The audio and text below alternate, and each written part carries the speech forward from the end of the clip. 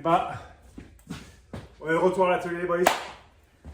Ce qu'on faisait précédemment, c'est qu'on t'a fait sur la Aprilia Touareg.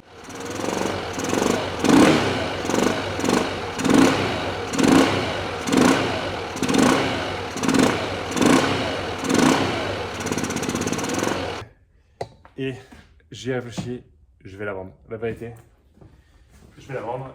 C'est très cool. Mais j'ai trop de motos.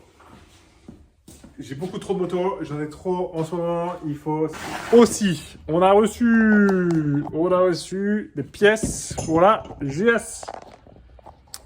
Et devinez quoi? On n'a toujours pas reçu les clés. Le gars m'a dit, mais t'inquiète pas, je te les envoie avec le top case et toutes les clés de la bécane.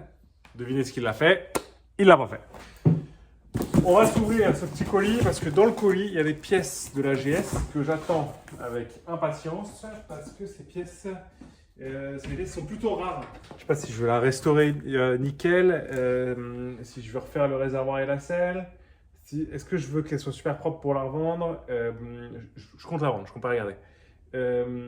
Est-ce que je vais juste la démarrer pour ensuite la revendre? Je sais pas trop. En tous les cas, je voulais réparer ces trucs qui étaient cassés et retrouver les pièces qui sont quand même importantes dans la valeur de cette moto, dont le pot d'échappement.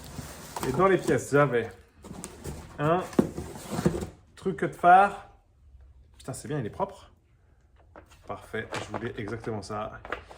Un truc de phare compteur.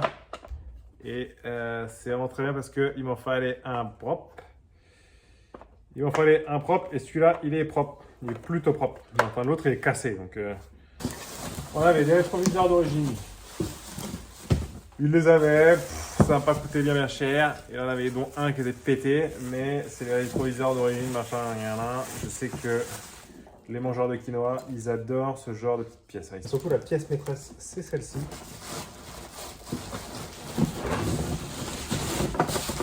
Seigneur. Ne me dis pas qu'il y a un pote dedans, je vais péter un câble. Seigneur. Moins bon état que ce qui n'y paraît quand même. On va dire que bon, là ça mange pas de pain, on va dire ça comme ça.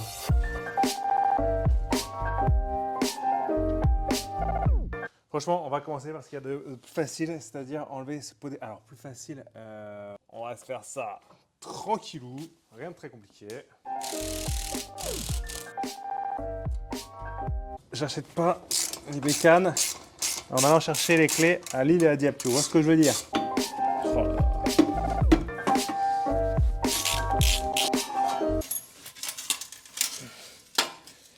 Ok, au moins.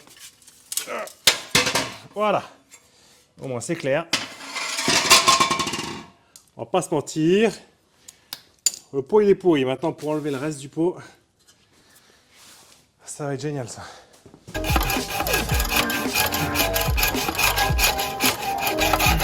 Yes, putain.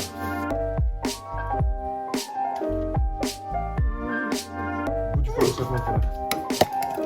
Tu ne seras jamais dedans. Mes amis de l'asphalte, aujourd'hui, nous tenons au seuil d'une aventure extraordinaire, prêt à défier les vents de la destinée. Notre passion pour la moto est ce qui nous unit, ce qui fait battre nos cœurs plus forts. Nous sommes des cavaliers intrépides, des voyageurs de la liberté, des amoureux de la route ouverte. Dans le rugissement de nos moteurs, nous trouvons la mélodie de la liberté.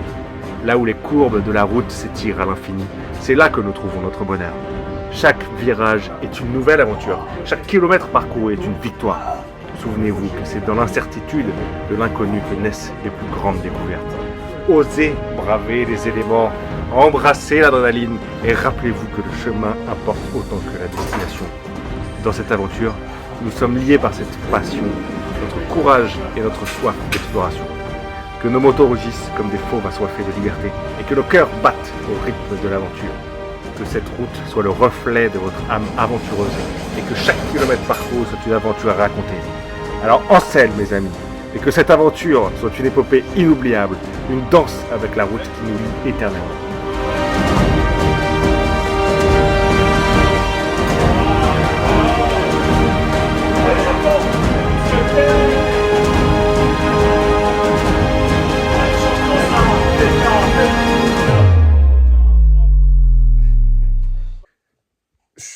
je suis un peu parti en cacahuète sur le montage, on va pas se mentir. Ce qui vient de se passer, c'est que j'ai demandé à ChatGPT de m'écrire un discours motivant à propos de la moto avant de faire un road trip de dingue, avant une aventure fantastique. ChatGPT m'a écrit ce que j'ai dit et j'ai trouvé ça assez marrant. Bon, c'est un petit trip de malade. Ok, on va revenir à la BM. On termine le pot d'échappement, on termine la plaque phare. La plaque phare, le première, ça a pris 10 ans.